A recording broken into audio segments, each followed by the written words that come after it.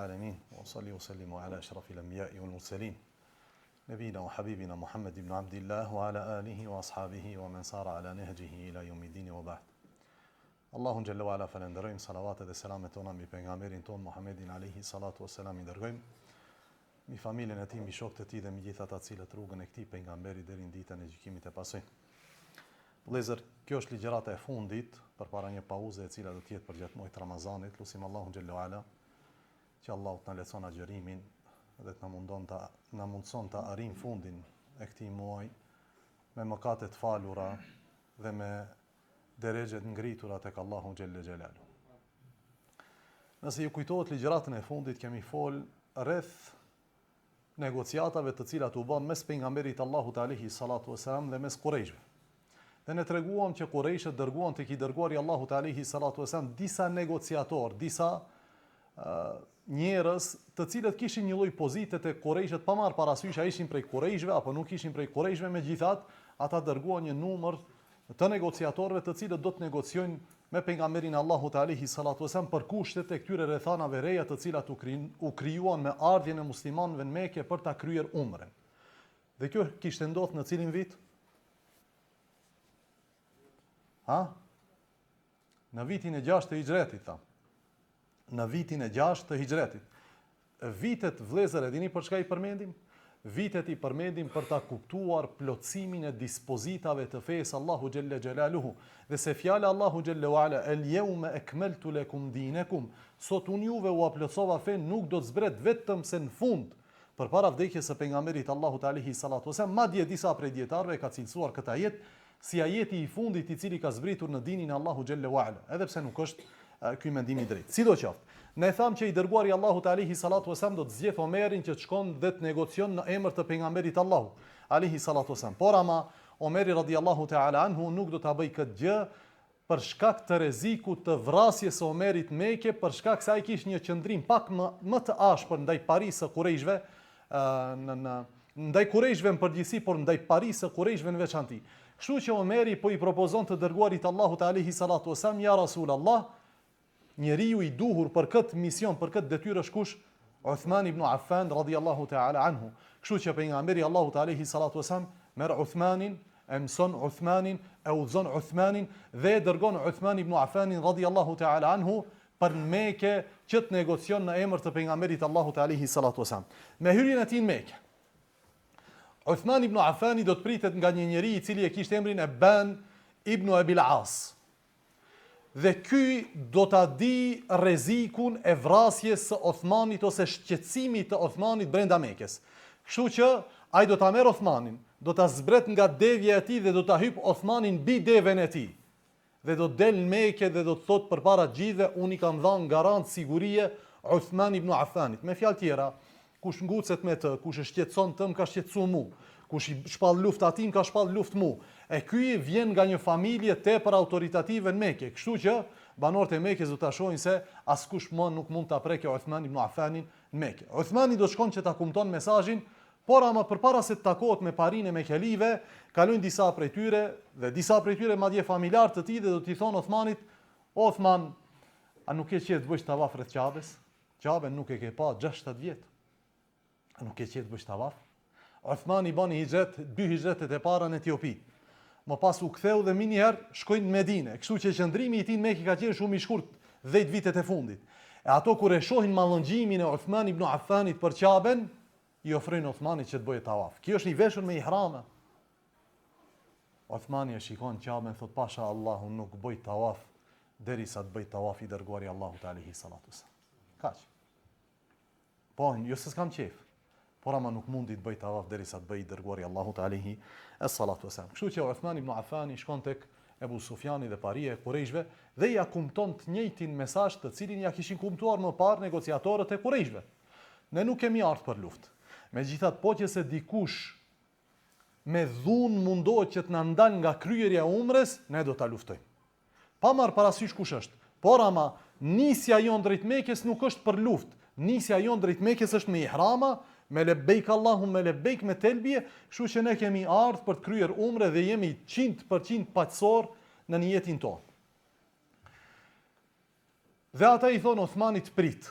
do me thonë prit derisa ne të marrim vendim se me çfarë përgjigje do të kthehesh te Muhamedi alayhi salatu wasalam. Dhe pritja e Osmanit zgjatën, nuk zgjat gjysmë ore, zgjat pak më shumë derisa Qurejshët negociojnë mes vete me çfarë përgjigje do t'i kthehemi Muhamedit alayhi salatu wasalam. Nëse ne lirojmë arabët do të flasim për ne se ne jemi dobët, edhe se Muhamedi me dhunë ka imponu vullnetin e tij ndaj nesh. Nëse ne luftojmë arabët do të thonë këto kanë luftuar njerëz pa armatim, të cilët nuk janë nisë për luftë, po janë nisë për të kryer një ibadet, një adhurim. Atëherë Qurejshët ishin mes shumë zjarreve, gjëra për cilat duhet të diskutonin mes tyre. Kështu që pritja e Uthman ibn Affanit do të zgjas në Mekë. Ai pret përgjigje prej tyre, megjithatë kjo pritje në kampin e muslimanëve do të shkakton një shqetësim të madh. Saqë do të paraqiten thashë theme në kampin e muslimanëve se Uthman ibn Affanit i ka ndodhur diçka dhe sa ai ndoshta është kidnapuar nga Qurejshët, madje ndoshta është vrarë. Pse do të thuhet kjo? Nga se negociatori i parë që ishte në emër të muslimanëve, të cilin e dërgoi pejgamberi Allahu sallallahu alajhi wasallam në hyrjet Mekës, i avran devën dhe u munduan që ta vrasin edhe atë. Kështu që muslimanët kishin informatë se Uthmani ka hyrë në Mekë, por ama shumë u vënua. Dhe ne kemi indikacion se ati ka mundësi të kishte ndodhur diçka, madje ka mundësi që Uthman ibn Affani të ishte vrarë.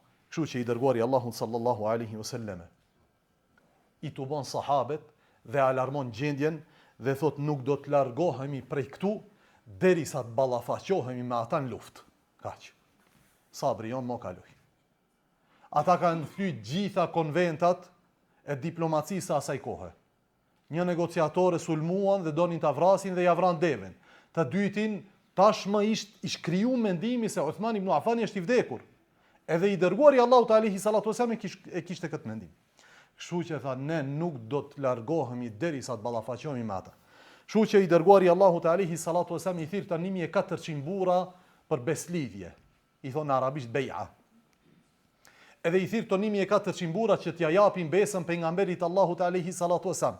Dhe të gjithë i përgjigjen pejgamberit Allahu te alayhi salatu wasallam përpos një njeriu. Ai është El-Jed ibn Qais.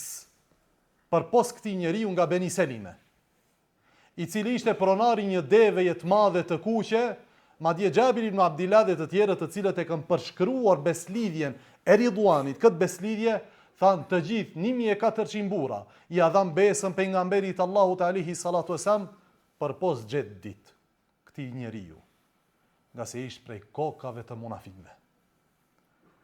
Edhe munafikt kishin dalë të kryen umre me dërguarin Allahut alayhi salatu wasallam. Në këto rrethana të vështira dhe të lodhshme, megjithatë Allahu nxjerr në pa lëvizjet e munafikëve pa marrë parasysh sa fshihen ata. Kështu që ky njeri Ibn Qaisi fshehej pas deves së tij të madhe, edhe pse sytë e sahabeve e shifshin. Ai paramendon një njerëz në çefët pas deves, valla nuk i e mac. Një burr i madh fshehet pas deves. Ai sa herë që sahabet kanë ardhur, sepse tash do ta shpjegojmë, që dhënia e besës ose beslidhja nuk ka qenë krejt turma 1400 burra për një herë. Po kanë ardhur një grup ja kanë dhënë besën. Pastaj ka ardhur një grup tjetër. Pastaj kanë e sahabët tu hije tu dal ose tu afro afër pejgamberit sallallahu alajhi wasallam dhe drurit ose pemës dhe tu dal e kanë pat fshihet pas deves. Mirë, po çfarë është marrja për rezilin thonte ne? Ai është rezil. Shkry puna atij.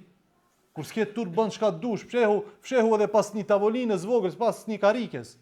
Ai nuk të fsheh megjithatë ngushtimi i tij që mos të jetë pjesë atyre, të cilët i japin bej'an pejgamberit Allahut alayhi sallam, e bëri atë që t'i bën këto lëvizje të palogjikshme. E tha pejgamberi Allahut sallallahu alaihi wasallam, kur tregoi për vlerën e sahabeve që kanë marrë pjesë në bej'atur Ridwan, në beslidhjen e Ridwanit. Tha, transmeton Xhabir ibn Abdillah radhiyallahu ta'ala anhu se pejgamberi Allahu sallallahu alaihi wasallam e tha: "Të gjithë ju jeni të falur. Të gjithë ju jeni të falur përpos pronarit të devës së kuqe." A çuditni sot me Epstein Filesat? Se vallahi çfarë është zbulu, edhe kërkush nuk prek, çfarë është marrja për rezilin, o valla nuk është kur gjaje për atë. Pejgamberi Allahut alayhi salatu wasallam ka thonë të gjithëve Allahu ju ka fal, përposa atij. Ka bë me isharet kaj, me gjithat, a është afru? Nuk është afru, vëlla. Ka vazhdu dhe e ka shpalos të keqin që e ka në zemrën e tij. Kështu që shpalosja e donjezëve mos mendoni se tek ata prek diçka. Ata vazhdojnë të jenë të njëjtit. Madje ndonjëherë shpalosja e tij, gjendjes reale të tij përpara tjerëve e bën atë akoma më arrogant dhe akoma më të ngulitur në qëndrimet e tij të gabuara. Pejgamberi Allahu sallallahu po i thot sahabëve, gjithë jeni të falur, ama ai s'është i falur. Transmetim tjetër tha pejgamberi Allahu alayhi salatu wasalam, askush prej atyre të cilët e dhan bej'an, të cilët e dhan besën në bej'atur ridwan, nuk do të hyjë në zjarr. 1400 burra, thonë nuk do të hyjë në zjarr. Nuk do të hyjë në xhehenem. Në hadith tjetër tha pejgamberi Allahu alayhi salatu wasalam, duke ju fol sahabeve, ju jeni tha njerëzit më të mirë në fytyrë tokës. Ju jeni kaimaku i gjithë popujve dhe njerëzve. Ai do me thonë paramendojnë ndjenjen e sahabeve, të cilët e bëjnë bej'an dhe vendosin dorën e tyre mbi dorën e pejgamberit Allahut alayhi salatu wasalam dhe dëgjojnë fjalët e pejgamberit Allahut alayhi salatu wasalam, ju jeni njerëzit më të mirë në fytyrën e tokës. Dhe asnjëri prej juve nuk hyn zjarr. Dhe se Allahu gjithë juve t'ju falë përpos njënit. Mendoj këto ndjenja këtij sahabiut. Po para se ti mendosh këto ndjenja këtij sahabiut për këto fjalë të pejgamberit Allahut alayhi salatu wasalam, mendoj ndjenjat e këtij sahabiut, qëndrimin e tij, emocionet e tija, ndejen e tij, qëndrimin në këmbë përpara pejgamberit Allahut alayhi salatu wasalam, kur Allahu për ata zbriti ajet. Cili është ajeti? Tha Allahu: Laqad radiyallahu 'anil mu'minin. Allahu që i kënaqur me besimtarët. Idh yubayi'unaka tahta ash-shajara. Kur ata o Muhammed ta dhan ty besën nën atë pemë, nën atë drum. Allahu që i kënaqur me ata. Kur ta dhan ty besën nën atë drum. Vetëm ka që Allah apo ka diçka tjetër? Allahu tha: Fa'alima ma fi qulubihim. Allahu e diti çka kanë ata në zemrat e tyre. Fa'alima ma fi qulubihim. Nëse dikush flet për sahabet, dije se Allahu ka nxjerr në sahan zemrat e tyre përpara gjithë njerëzisë dhe ka thonë se këto janë zemra të pastra. Andaj unë jam i kënaqur me ata. Fa'alima ma fi qulubihim. Thot fa'anzala as-sakinata 'alayhim wa athabahum fathan qariba, dhe Allahu zbriti mbi ta qetësi dhe ju dha atyre fitore të afërt. Do me thonë fitoria shumë afërt. E unë thash, mendoj emocionet e tyre kur dëgjuan thënien e pejgamberit Allahut alayhi salatu wasallam, por mendoj emocionin e tyre kur dëgjuan dëshminë e Allahut për dëlirësinë e zemrave të tyre. A e paramendon o vëlla, Allahu të fole për zemrën tënde, dhe të fole për dorën tënde, se si e vendos mbi dorën e pejgamberit Allahut alayhi salatu wasallam, dhe Allahu po të thotë ty të kom fal. Se e ke vendos dorën tënde mbi dorën e pejgamberit Allahut sallallahu alaihi wasallam, filan vendi, andaj e di se çka ka në zemrën tënde. Për këtë çka këto burra janë pak më të veçantë se njerëzit tjerë, nga se Allahu ka nxjerrë në shesh brendësinë e tyre. Erdh një prej shërbetorëve të Hatib ibn Abi Balta radhiyallahu ta'ala anhu, dhe sikur Hatibi kishte qenë pak më jashpër me të. E ky shërbetori para pejgamberit Allahut alayhi salatu wasallam po i thot: Wallahi Hatibi do të dënohet në zjarr për këtë. Për këtë që më ka bë mu. E tha pejgamberi Allahu sallallahu alaihi wasallam, jo pasha Allahun. A nuk e din që Hatibi ka prezantuar në Bedër dhe ka prezantuar në Hudejbi? A nuk e di këtë gjë? A nuk e di dëshminë se Allahu i ka fal gjithë ata? A nuk e ke dëgjuar këtë gjë? Madje Allahu ka nxjerr, siç thash, brendësinë e tyre në shesh përpara gjithë njerëzim. Merr, kontrollo, analizo çfarë dush ban me zemrat e sahabeve, do t'i gjesh zemrat më të pastra nga gjithë njerëzit pas zemrave të pejgamberëve të Allahut alayhimus salatu wassalam. Andaj përpiqu ta përjetojsh pak këtë emocion sahabeve të pejgamberit Allahut alayhi salatu wassalam kur dëgjuan këtë ajet dhe kur dëgjuan këto thënie të pejgamberit Allahut alayhi salatu wassalam. Këto sahabet vazhduan të jetojnë librin e Allahut dhe të na shoqërojnë neve kur e lexojmë këtë libër, dhe shpesh e gjejmë veten tonë tek njëri ose tek ai tjetri prej sahabeve. Mirë, po ku mbeti kjo pemë? Ku mbeti ky dru të cilin Allahu e përmendi në Kur'an? Idh yubayi'unaka tahta ash-shajara, kur ata ta japin bejën, ta japin besën në këtë pemë. Çka u bë me atë dru? Erdhën vitin e ardhshëm sahabet që ta gjejnë lokacionin e të njëjtit dru vitin e ardhshëm. Ishte pemë e madhe në së cilin u bë beslidhja. Than se nu pajtum 2 veta cili është prej tyre drunave. 2, a 1400 kena ka. Andaj thot një prej dietarëve bashkohor, Sheikh Muhammad al-Ghazali, Allahu më shiroft, thot kështu: kjo pemë është prerë dhe vendi i saj është harruar. Dhe kjo është gjë e mirë.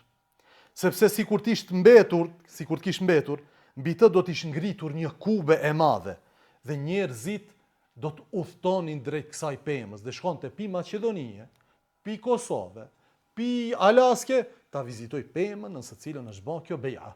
Por ama pema është pre, madje sahabët e kishin harruar lokacionin precis të kësaj peme, kështu që u bë gjë e harruar.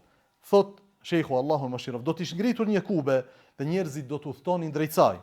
Ndërsa masa e gjërë e njerëzve, shumica e njerëzve, lidhet shumë shpejt pas gjërave dhe sendeve dhe gjurmëve materiale që i largojnë ata nga Allahu te barek o taala. Njeriu lidhet me kësi sende shpejt. Me gjëra historike, lidhet dhe harron adhurimin dhe pse duhet t'i afrohet Allahut xhelle xhelaluhu. Kështu që pema vëllezër u harrua nga vetë sahabët. Por ama veprimi i sahabëve mbeti. Kështu është edhe me ty. Kështu është edhe me vendin të cilin ti e shkel sot. Këtë vend do të harrojnë bitë tu, do të harrojnë pasardhësit tu, mirë po veprimet tua mbi këtë tokë nuk i harrojnë as Allahu e më pas njerëzit. Për këtë shkak njeriu duhet të tregohet i sinqert në çdo gjë që e bën ndaj Allahut te bareke ve teala. Për këtë shkak tha Imam Malik ibn Anas, imami i Medines, tha çdo gjë që bëhet për Allahun ajo mbetet. Mbetet e regjistruar tek Allahu dhe mbetet kujtimi i mirë tek njerëzit, krijesat e Allahut xhelle xhelaluhu. Të ndalemi pak tek procesi i beslidhjes ose bezdhënies nga ana e sahabeve tek i dërguari i Allahut alayhi salatu wassalam. Tregon Seleme ibn Akwa, radhiyallahu ta'ala anhu, një ndër sahabët e mëdhej dhe me autoritet dhe një ndër prijesit e arabëve beduin të asaj kohe.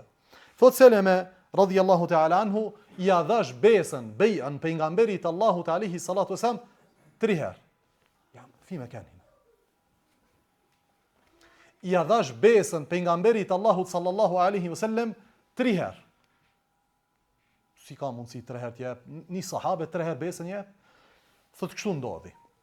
Thot isha nga të parët të cilët i adhan besën pejgamberit Allahut sallallahu alaihi wasallam. Të parët të cilët erdhën, Seleme ibn Akwa ja jep besën pejgamberit Allahut alaihi salatu wasallam. Pastaj thot i dërguari Allahut alaihi salatu wasallam, do të thonë i ka thirr sahabët nën këtë pemë që t'i jepet besa. Dhe thot, kur janë largu ata, ka ardhur grupi i dytë, sepse nuk mund 1400 burra me një vetë të mlidhen. Andaj janë largu grupi i parë, ka ardhur grupi i dytë. E Seleme ibn Akwa qëndron aty afër. Dhe vjen grupi i dytë e pejgamberi Allahu sallallahu alaihi wasallam. I thot, o Seleme, a nuk e jep besën? Që është problemi me ty? Ta ja Rasulullah, tash ta thash besën. Do shte nuk më ke pa. Tash ta thash besën. E tha pejgamberi Allahu sallallahu alaihi wasallam, eja edhe një herë. Lum Seleme, radhiyallahu ta'ala anhu, të cilit i thot pejgamberi sallallahu alaihi wasallam, ma jep besën edhe një herë. E thot Seleme, shkova e ja dhash besën edhe një herë. E pastaj pejgamberi Allahu sallallahu alaihi wasallam pase nuk kam as armatim, as mburoj. Do me thonë me ihram, aki është nis nga Medinja, as shpat, as thik, as kur gjan. Thot dhe ma dhani mburoj. Veshe mburojen, për shkak se ne nisen ndoshta për luftë. E thot u shpërndan këta njerëz dhe unë mbeta, thot. E erdh pala e tret, e japin besën pejgamberit Allahu sallallahu alaihi wasallam. E më thot pejgamberi Allahut, ja Seleme, a nuk po ma jep besën? E i thash, po të dhash o i dërguari Allahut me të parët, pastaj me ata që erdhen më vonë. Po tha afrohu edhe një herë. Thot Seleme, shkova, e vendosa dorën dhe ja dhash pejgamberit Allahut alayhi salatu wasallam besën 3 herë. Kur u largova më thiri pejgamberi Allahut, o Seleme, ku ki mburojën?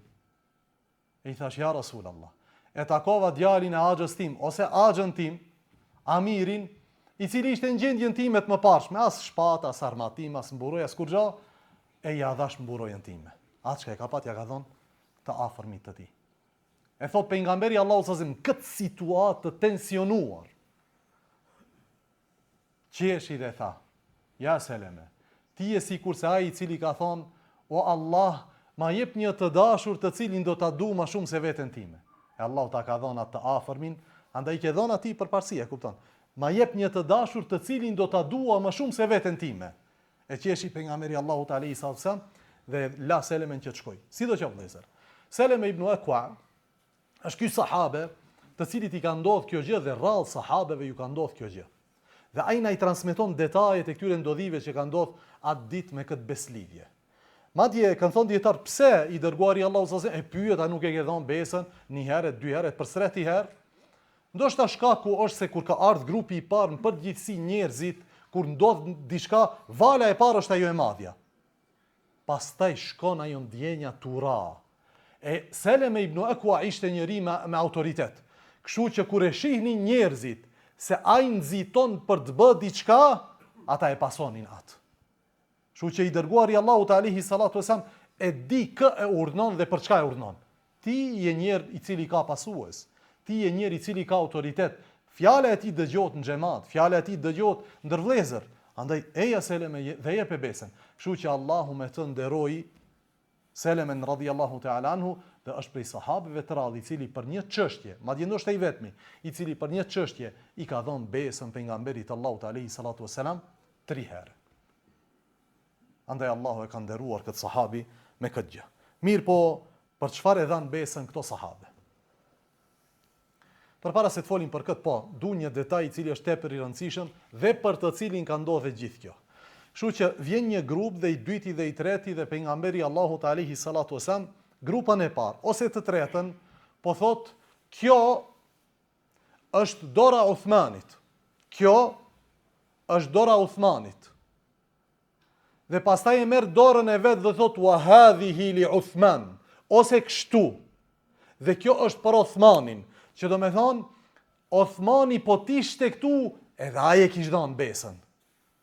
Por dietarët kanë thënë, vendosja e dorës së pejgamberit Allahut alayhi salatu wasalam në emër të Uthmanit është vlerë më e madhe për Uthmanin se sa ta vendoste dorën e vetë mbi dorën e pejgamberit Allahut alayhi salatu wasalam. Dini pse? Për shkak se është dëshmi e pejgamberit Allahut alayhi salatu wasalam për delirsinë e zemrës dhe shpirtit të Uthman ibn Affanit radhiyallahu ta'ala. Andaj e vendosi dorën e tij mbi dorën e tij, njënën mbi tjetrën dhe tha wa hadhihi li Uthman. Dhe kjo është për Uthmanin radhiyallahu ta'ala anhu. E këto sahabe i dhanë besën pejgamberit Allahut alayhi salatu wasalam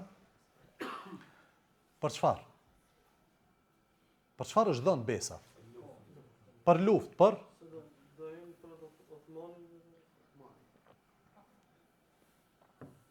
sahabet e kanë përshkruar me fjalë të ndryshme. Përgjithësi fjalët e tyre sillen rreth 4 gjërave. I dhanë besën pejgamberit Allahu sallallahu alaihi wasallam për xihad, i dhanë besën për sabër, i dhanë besën për vdekje dhe i dhanë besën që të mos dezertojmë, mos të ikim. Mirë, po disa prej dietarëve kanë thonë, këto të gjitha përmbajnë të njëjtin kuptim. Andaj se njëri prej sahabëve ka thonë, ne nuk e dhamë besën për vdekje. Do me thonë, vdekja nuk është e synuar në këtë luftën tonë.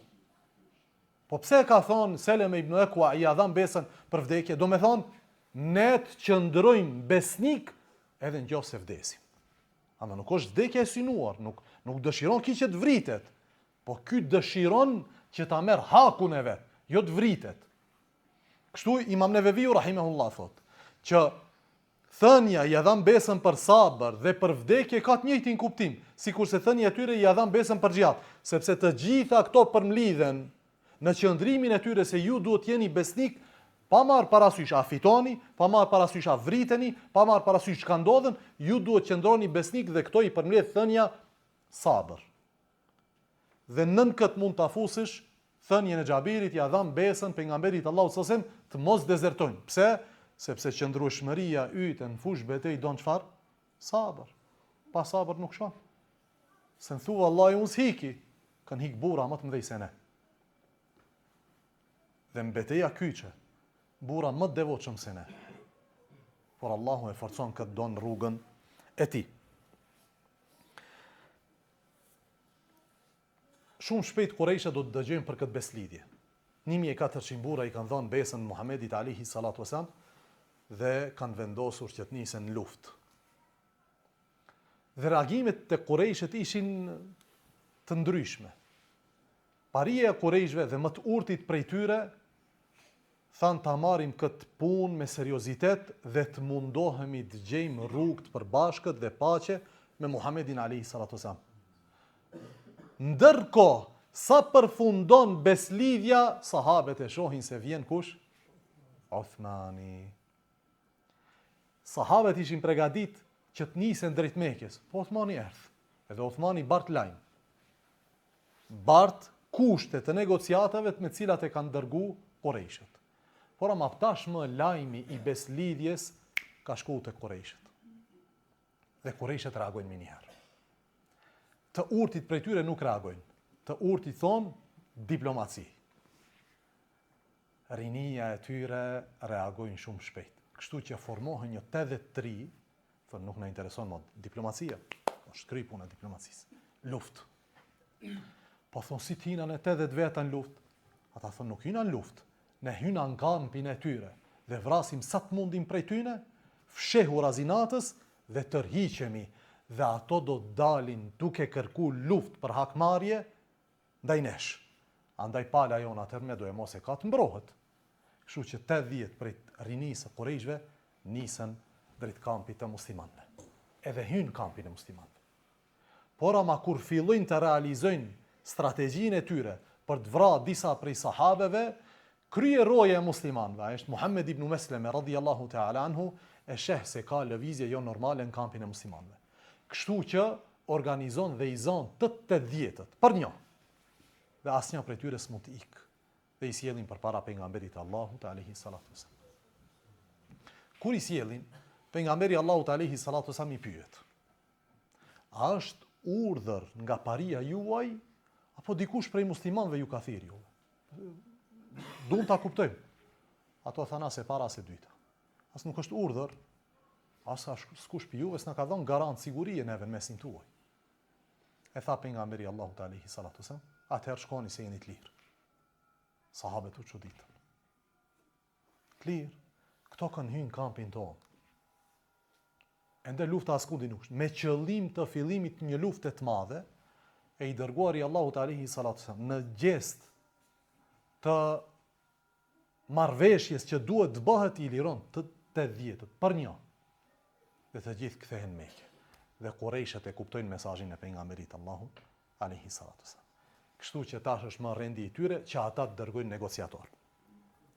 Duke qenë këtë gjendje, ata dërgojnë një nga arabët më elokuent në historinë e arabëve para islamit dhe pas islamit. A është Suhejl ibn Amr. A e keni dëgjuar ndonjëherë? Suhejl ibn Amri është khatibul arabi. Khatibi i arabëve. Kur ka fol arabishtën si kur i del mjalt nga goja. Megjithatë, armik i përbetuar i dinit Allahu xhelle xhelalu. Suhejl ibn Amri do të vjen në shoqëri të 3 burra. I pari prej tyre është Huwaytib ibn Abdul Uzza dhe i dyti është Mikraz ibn Hafs, të cilin e kena përmend, ai u kujtohet krye beduini i disa prej fisëve e habishve i cili madhronte çështjen e kurbanave dhe umres. Ky është Mikraz ibn Hafs. Këto 3 do të vinë si krye negociator të Qurayshëve, në krye të tyre do të jetë Suhejl ibn Amri. Me pamjen e Suhejlit, i dërguari Allahut alayhi salatu wasallam do t'ju shfaq sahabeve optimizëm. Ku e gjen optimizmin te pamja e Suhejlit? Në emrin e tij. Emrin e ka Suhejl. Është formë zvogluar dhe përkthelse e emrit Sehl. Wa sehlu në gjuhën arabe është diçka e lehtë, e mirë dhe e rahatshme. Kështu që tha pejgamberi Allahut alayhi salatu wasallam kur e pa Suhejlin, ju ka ardhur lehtësim prej Allahu xhelle xhelalu. Me njëherë optimizëm alayhi salatu wasallam. Më pas fillojnë negociatat për përpilimin e marrëveshjes së fundit, sepse të dy palët më janë të mendimit se ne s'bën të bëjmë luftë dhe i dërguari Allahu sallallahu alaihi wasallam qëndron parimor sikurse në qëndrimin e tij të parë, se ne nuk kemi ardhur për luftë, kemi ardhur për të kryer umrën, andaj edhe pala tjetër e shes seriozitetin e tij, andaj thonë shkruajmë marrveshjen. Suhejli mini herë i thot, thire atë që shkruan. E i dërguari Allahu sallallahu ka e thiri? Aliun radhiyallahu ta'ala. Thiri Aliun. Tha o Ali ulu afër nesh. Nga se i dërguari Allahu sallallahu nuk shkruante. Andaj tha shkrua jo Ali, Bismillahirrahmanirrahim. Në emër të Allahut mëshiruesit dhe mëshirbërësit. Suhejli ibn Amri mini herë ka replik. Ti e don Bismillahirrahmanirrahim, po ne se pranojmë. Tha ne nuk e njohim Rahmanin. Nuk e dim çka është. Allahu e ka përmend këtë gjë në Kur'an. Qalu wa man Rahman, thanë ç'është Rahmani? Nuk e dim kush është. Po tha çka shkruajmë? Tha shkruaj si ke shkruar më parë. Bismikallahum. Në emër tënd o Zoti im. Tha pejgamberi Allahu sallallahu alaihi wasallam shkruaj o Ali. Bismikallahum. E shkruajti Aliu. Tha më pas shkruaj. Kjo është atë që e kanë vendosur Muhamedi i dërguari i Allahut dhe Suhejli ibn Amri. Tha Suhejli, po ta dinim që je i dërguari i Allahut, nuk të kishim luftu, as kish pat nevojë për këtë marrëveshje. Kështu që nuk e pranojmë ne epitetin Rasulullah. Andaj tha, fshije. Pejgamberi Allahut alayhi salatu wasallam kishte replikën e tij dhe e tha. Tha ju e dini që unë jam i dërguari i Allahut. Por ama më përgënjeshtroni. Megjithatë, do ta fshi. Thot Imam az-Zuhri rahimahullah, Muhammed ibn Shihab az-Zuhri, thot kështu. Kjo nga se nëse ju kujtohet edhe juve, unë thash, ka thënë pejgamberi Allahut alayhi salatu wasallam, pa marr parasysh çka të mlypin nga çështjet në të cilat madhrohet Allahu, unë do t'ua jap atyne. Nuk prish punë. Përderisa përmes asaj mund ta madhrojmë Allahun, unë do t'ua jap ato kushte që ata i lypin. Por ama ata lypën fshirjen e cilësisë më të madhe të pejgamberit të Allahut, ai është Rasulullah. E pejgamberi i tha Aliut, o Ali fshije. Kjo është shumë e rëndë. Për kë? Për Aliun. A është e rëndë për pejgamberin e Allahut? Ali sa. A është e rëndë. Megjithatë, shiko si flet njeriu i cili ka cilësitë plotësuara të leadershipit dhe njeriu i cili është në derexhen në atë. Aliu i tha Suhejlit, pasha Allahun, është pejgamber për inat tëndin dhe nuk e fshi vallahi. Pejgamberi Allahu sallallahu alaihi wasallam tha fshije, ai tha vallahi nuk e fshi, u betun Allahun që nuk e fshi. Tha Ali kallzoma ku është. Nuk di të lexoj i dërguari Allahu te alaihi wasallam. Tha ja ku është. Dhe e fshiti me dorën e tij alaihi salatu wasallam. Se ky është betu se nuk e fshi. Më pas pejgamberi Allahu sallallahu alaihi wasallam tha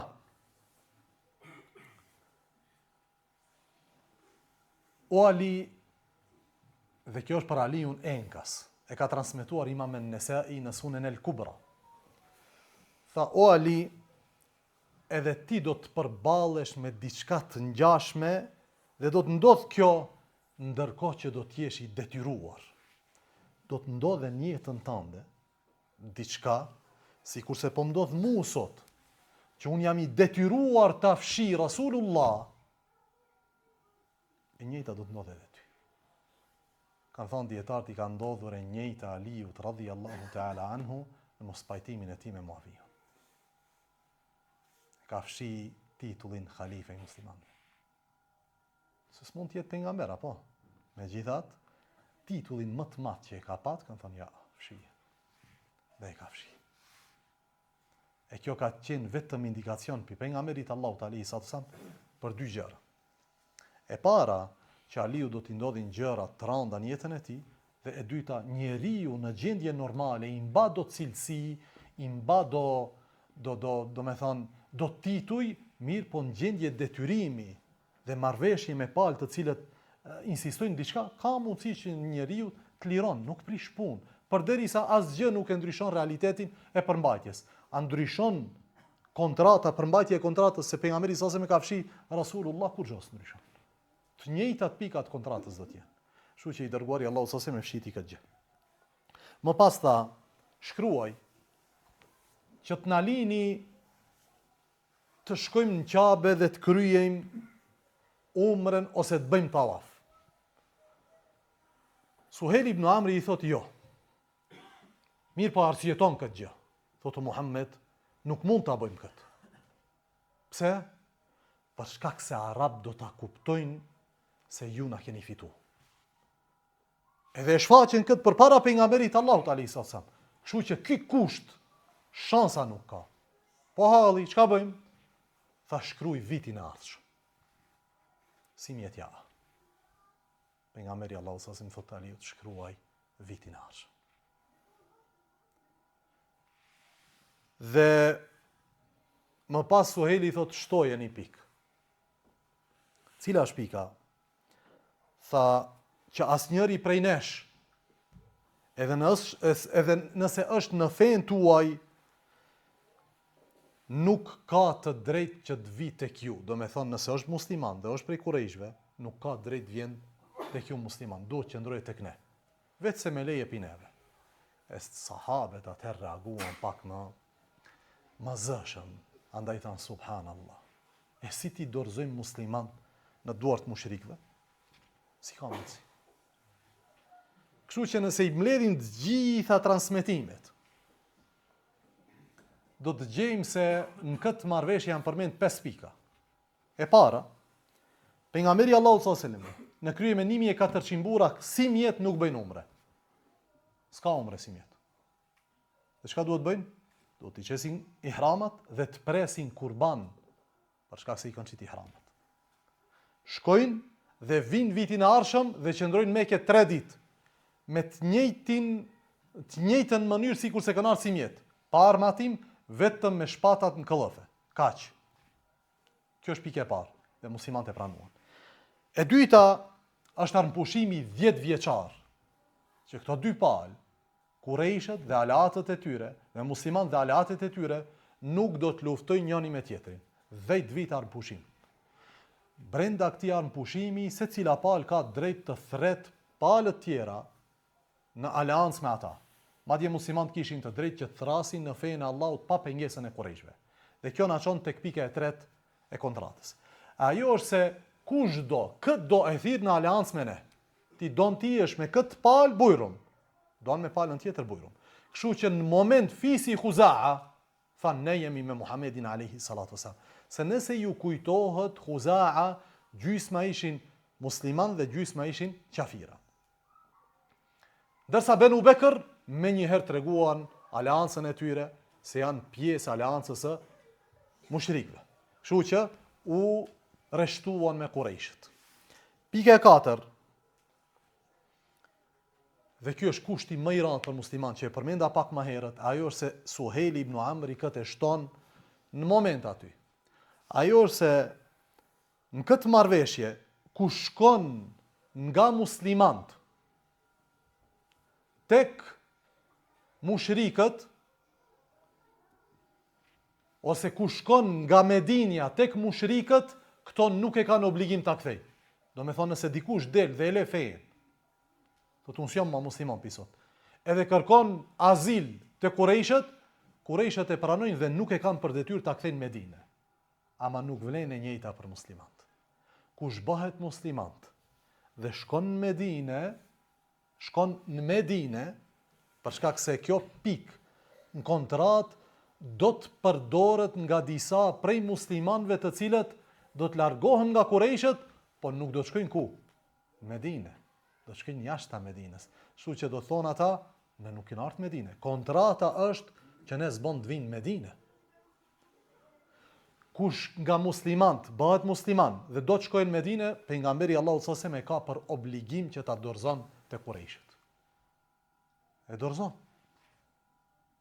Dhe kjo ishte për sahabët shumë e rëndë për ta gëldit. Po pejgamberi Allahu sallallahu alaihi wasallam ashtu le të jetë. Dhe e fundit, ajo është e besa e sigurt me spalve. Me fjalë tjera, mos ketë mashtrime, mos ketë tradhti dhe mos ketë plaçkitje gjatë lëvizjeve tregtare të dy palëve. Nëse vërtetohet e kundërta, prishet marrëveshja dhe të dy palët vazhdojnë në gjendje lufte. Dikush mund të thosë, po pse ishin zor kurejshët për ta nënshkruar këtë marrëveshje? Zori i kurejshëve ishte më i madh se sa zori i muslimanëve. Ata ishin nevojtar për këtë marrëveshje. Për shkak se ata ishin dobësuar në aspekt ushtarak shumë. Tashmë muslimanët ishin ofanziv në gjitha rrafshet. Ushtarak, diplomatik, davetit, çfarë tregtar në gjitha rrafshet. Kështu që marrëveshja në shikim të parë duket dobin e Kurejshve. Por ama Allahu e quan këtë marrëveshje çfarë? Inna fetahna leke fethan mubina. Ne të dham ty o Muhammed një fitore të qartë. Mirë, po kjo fitore e qartë do të vjen pas një sprovimi të sahabeve. Beslidhja sprove parë, pas udhëtimit, kuptohet të rëndë. Negociatat sprove dytë, kushtet e kontratës janë sprova e tretë, e cila do të ngjall tek disa prej sahabeve do reagime. Por për këto reagime do të flasim ligjëratën e ardhshme inshallah taala. Subhanakallahumma wa bihamdika ashhadu an la ilaha illa anta astaghfiruka wa atubu ilayk.